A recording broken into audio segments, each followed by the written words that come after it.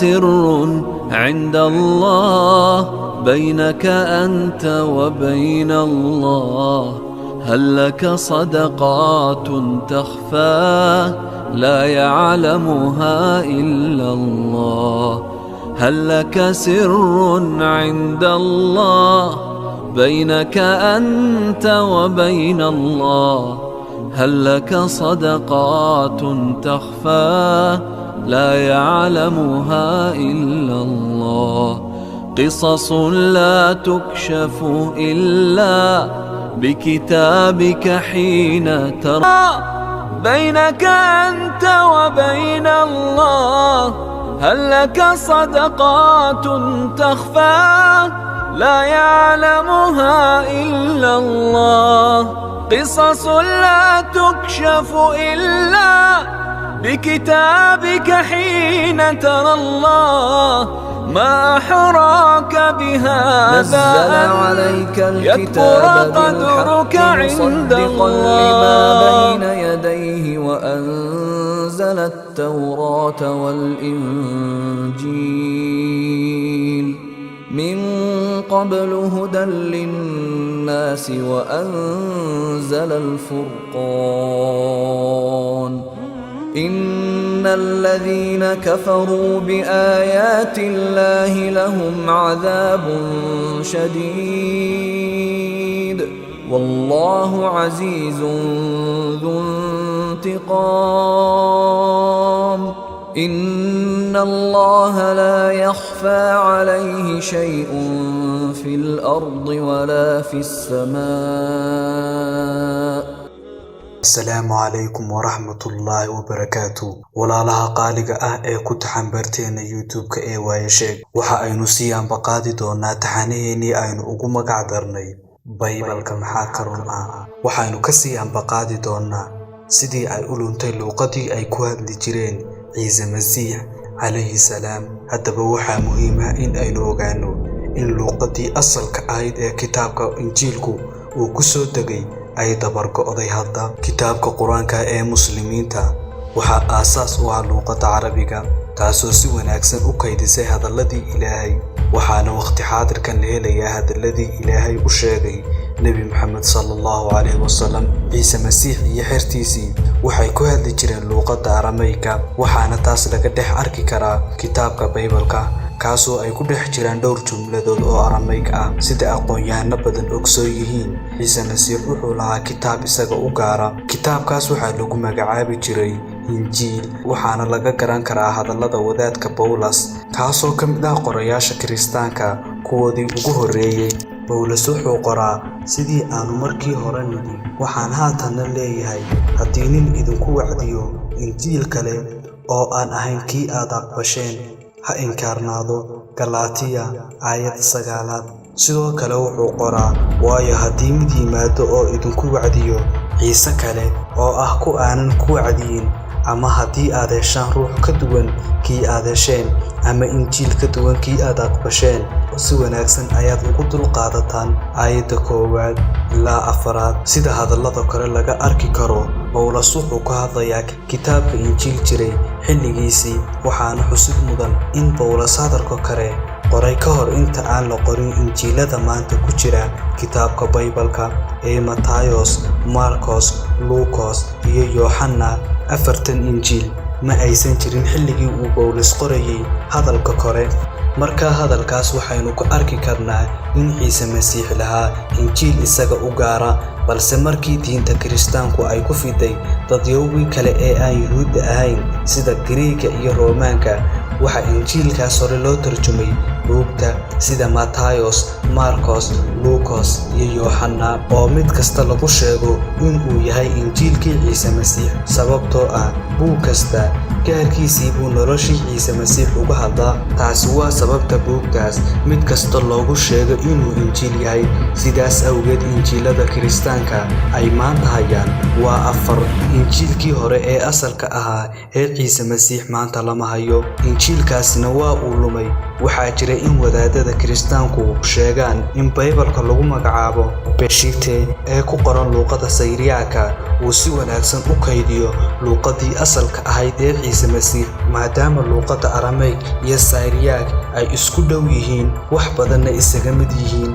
balse sida aqoon-yahanadu wada ogsoon yihiin, Baybalkan Peshitte ma laha mid asal ah, waayo waxaa laga soo turjumay Baybalka ku qoran luuqadda Giriigana waxaa laga soo turjumay kitaabkii asalka ahaa ee ku qornaa luuqadda Aramaic, kitaabkaasoo dhumay oo aan maanta lahaynin. marka taas laga yimaado, wadaadada kiristaanku waxay ku doodaan in aysan wax dhiba ahayn in kitaabka Baybalka lagu kaydiyo luuqado kala duwan, maadaama tarjumaaduhu si wanaagsan u kaydin karaan fariintii Ciise Masiix, inkastoo tarjumaaduhu kaydin karaan macnaha guud, balse si caqiidada si sax ah loogu turjumo waxaa muhiim ah in la hayo ereyadii asalka ahaa, waayo waxaa laga yaabaa in hal erey laba macne oo kala duwan leeyahay. labadaas macne mid sax noqon kara halka kan kale khalad noqon karo. waxaynu ka hadli doonaa muhiimadda ay leeyihiin ereyada asalka ahaa. Ilaahay markuu soo dejiyo kitaab, waxaa muhiim ah in la kaydiyo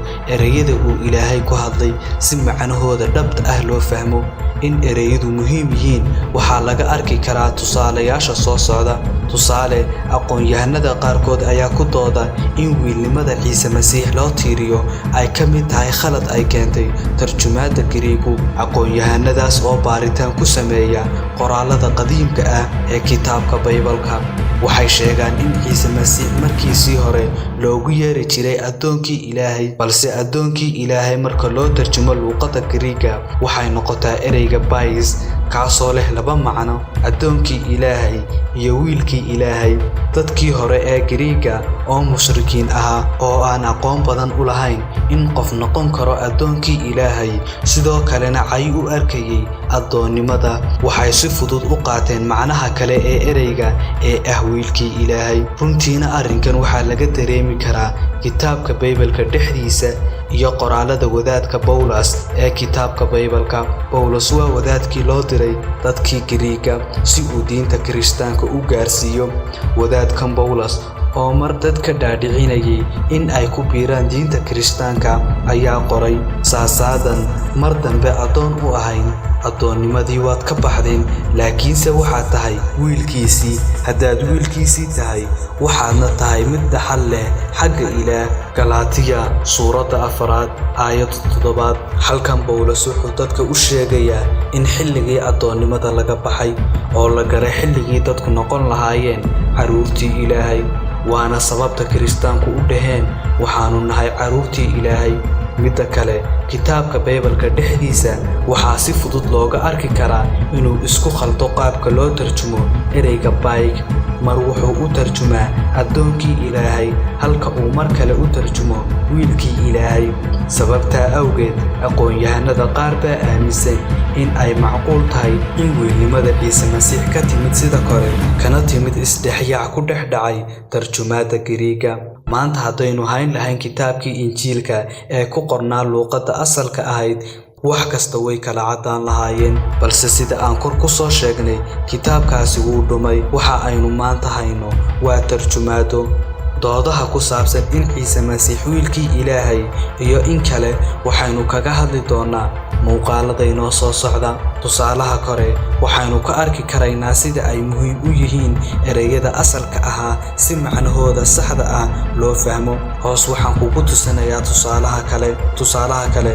kitaabka lagu magacaabo Codex Vaticanus wuxuu ka mid yahay qoraalada Giriigga ee kitaabka Baybalka. waxaa xusid mudan in buuggan dhexdiisa muran xoogan ka jiray isticmaalka laba erey oo aad isugu dhawaaq dhow.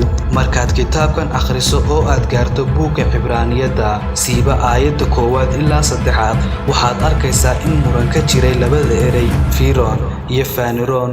koodii aayadda la gelin lahaa Firon iyo Faniron koodii aayadda la gelin lahaa. Inkastoo labada erey dhawaaqoodu isku dhow yahay, haddana macnayaal aad iyo aad u kala duwan way gudbinayaan. Qoraagii hore ee kitaabka Codex Vaticanus ee aan kor ku soo sheegnay wuxuu isticmaalay ereyga Faniron, kaasoo macnihiisu yahay muujin.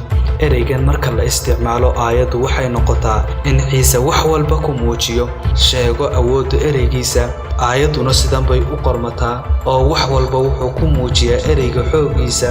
balse qoraal gadaal ka yimid wuxuu isbeddel ku sameeyey kitaabkaas, isaga oo aayadda Hebrews Cibraaniyada aayadda 1 ilaa 3 ka tirtiray ereyga asalka ahaa ee Faniron oo macnihiisu yahay muujiya, wuxuuna geliyey ereyga Firon oo macnihiisu yahay haya. haddii ereygan la isticmaalo aayaddu waxay noqotaa in Ciise wax kasta ama koonka oo dhan ku hayo awoodda ereygiisa.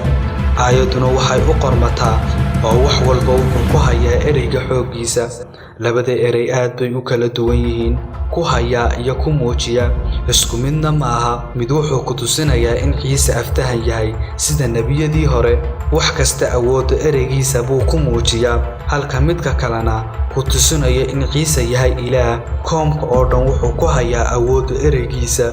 waxaa xusid mudan in qoraal kale oo sannado badan ka bacdi gadaal ka yimid uu arkay isbeddelka la sameeyey, markaasuu isbeddelkii tirtiray oo ereygii asalka ahaa oo awal meesha ku jiray ee Faniron soo celiyey, wuxuuna kitaabka geeskiisa ku qoray qoraalkan: doqoyo hawda akhriska qadiimka ah ha beddelin. sawirkan hoose baad ka arki doontaa arrinkaas. boggan kore waxaa laga soo qaaday buugga Codex Vaticanus oo dhex yaalla madxafka Vatican ee xarunta Kaatoliga, siiba bogga aayadda Hebrews Cibraaniyada aayadda 1 ilaa 3. nasiib xumo, qoraalada kitaabka Baybalka badankood ee maanta jira waxay isticmaalaan ereygii khaldanaa ee Firon oo macnihiisu yahay haya, waxayna aayadda u qoraan sidan oo wax walba wuxuu ku hayaa ereyga xooggiisa.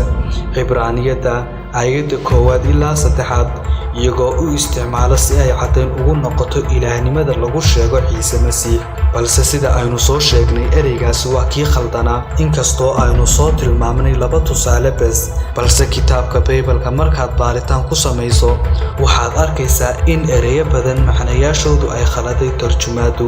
halkaas waxaynu ka arki karnaa muhiimadda ay leedahay in la ilaaliyo ereyadii Ilaahay ku hadlay kuna qornaa luuqadii Arameyga, taasoo Ciise Masiix iyo xertiisii ku hadli jireen si loo ogaado macnihii ay xambaarsanaayeen.